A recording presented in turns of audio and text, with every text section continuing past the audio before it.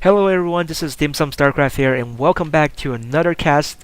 And I'll be continue on with the ESL Female Gaming Cup number 2. Continue with Pikachu, and as she moves on to the final round, which is round 5, and her opponent will be Dzejna. I know I butchered that name right there, and I do not know how to pronounce that. And she is. I'm gonna just call her Dez, since it's. Yeah, I'm just gonna call her Dez. And she is from the Czech Republic, and she has won her way from the other side of the bracket all the way to the finals. And as you all know, right here, we have Pikachu, the female StarCraft player from Taiwan, and she has won her match convincingly up until now, and we'll see how she holds up against Dez. In the final match, both players are Protoss. Dez, we have the red Protoss in the right top hand corner, and Pikachu as the blue pro or light blue Protoss as at the left top hand corner. And looks like Pikachu scouted the right way. And the map today we'll be playing on is Shakura's Plateau. And just a little bit something about this map. This map, spawning cross positions like this, has a very long rush distance. You have to go all the way down here, all the way across this center map right here, and then you can reach your opponent's base. But both base have backdoor rocks, so if players decides to break down their backdoor rocks, but you have to break down 2 rocks, you can. It's a very short distance from your base to your opponent's base. We'll see if either player decides to break down these backdoor rocks and attack from the back. And looks like Dej has her probe just sitting at the corner right here, just out of Pikachu's sight. Maybe it look like she's planning on doing some proxy pylon. And meanwhile, she is opening up very standard Protoss play, and so is Pikachu as well. And both Cybercore is right about the same timing. Looks like Pikachu has found out Dej's probe right there and is going to chase that probe out of her base most likely. And meanwhile, Dez has control of the middle Zelnaga watchtower. And both looks like Dez is getting a very early assimilator. And while Pikachu is still on her first assimilator, Dez is planning on getting her second assimilator. Seems like she is going to be going some gas-intensive units. We'll see what she has in plan for that up there. Looks like she is boosting out her first stalker and decides not to get her warp gate technology as early as possible. On the other hand, Pikachu has already started chrono boosting her warp gate technology, and there goes the second assimilator.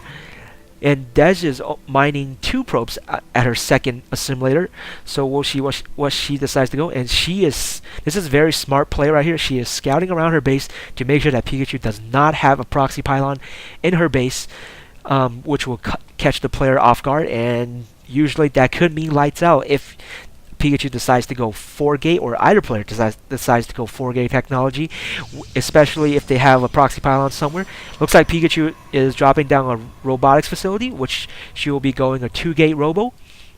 Most likely, from her playstyle that I've seen so far, she will be going an immortal plus her basic unit composition between stalkers, zealots, and 1 or 2 sentry. And looks like Dez is just pumping out stalkers at the moment. Oh, sorry about that. I forgot to turn on the production tab. So we have 2 stalkers in production for Pikachu, and let's see how many units so far. Dez has 2 stalkers, which there's 1 stalker. And there's the second stalker, so they are already moving out. Both players' probe count is about the same. Pikachu just slightly ahead with 3 more probes.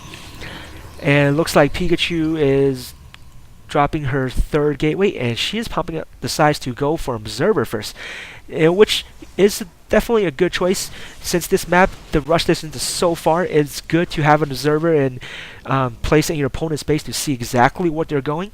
And Dej decided to push up the ramp, just poke up and attack the gateway a little bit. And Pikachu pushes her back with her 3 stalkers and 1 zealot, and that zealot is almost dead. But his shield just regenerated, so I did not even notice that right there. And there goes the 4th gate, so it's going to be 2-gate into 4-gate. 2 gate robo into 4 gate, and Dej decides to pump out an immortal right away, and she is just started her or halfway done with her warp gate technology with only 1 gateway. Ooh, and Pikachu already has 3 warp gates, and here comes the 4th gateway, which will be upgraded to a warp gate, most likely. And Dash still is running on 1 gateway, and the warp gate technology is still not finished. And there comes the immortal, and looks like she is dropping the robotics base, so she is planning on going fast tech Colossus, and this may be to Pikachu's advantage right there. Pikachu scouts with her observer right here that Des only has 1 gateway, and it's not even a warp gate, and she has just only pumped out 1 immortal, and these 4 stalkers are moving out, so Pikachu has a window of opportunity to attack at the moment, and Pikachu's already got 4 stalkers, 1 sentry, and 1 immortal, and I believe and 4 zealots. So Pikachu is, or 5 zealots. So Pikachu is definitely ahead, especially with these 4 warp gates where she can reinforce her army very easily. And here comes a second immortal, and Dej decides to expand right there, and Pikachu sees her Dej's expansion right there, and I believe this will be the perfect opportunity for Pikachu to move out and do a timing attack right when Dej's gateway is about to finish, which Dej still is only running on 1 gateway, and there comes the first Colossus. But if Pikachu, there it is, Pikachu decides to push out right there, Dej's army has to back out against this massive army from Pikachu, and if Pikachu drops the force field to slow down the army, just make sure that this immortal survives. But I believe, and this Colossus is still not out yet, with 2 extra stalkers in the base, plus Dej's remaining army right there, and Pikachu's massive army pushing out. This will be very tough for Dej to hold out, and her expansion is just finishing. This is the like I said, guys, this is the perfect timing for Pikachu attack.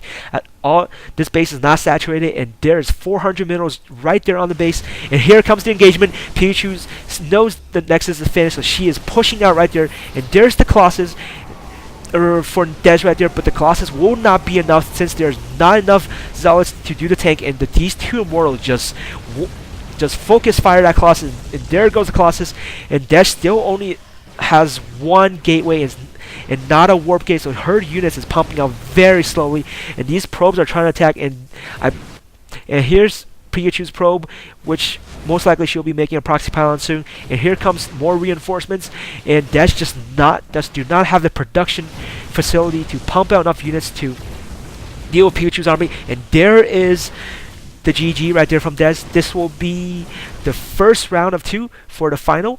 The final match will be played best of 2. Oh, I just pressed the wrong button and just went back. But as you guys can see, Pikachu overwhelmed Dej, just because Pikachu has that 4 gate and a robo, and Dej only had that 1 gateway and 1 robo, and decided to take up to fast Colossus. But in the end, Pikachu had the perfect timing attack, and she just finished off Dej right there. And we will be moving on to game number 2. So I hope you guys enjoyed this cast, and I will be finishing up the last round of this female tournament, and hope you guys stick around and enjoy.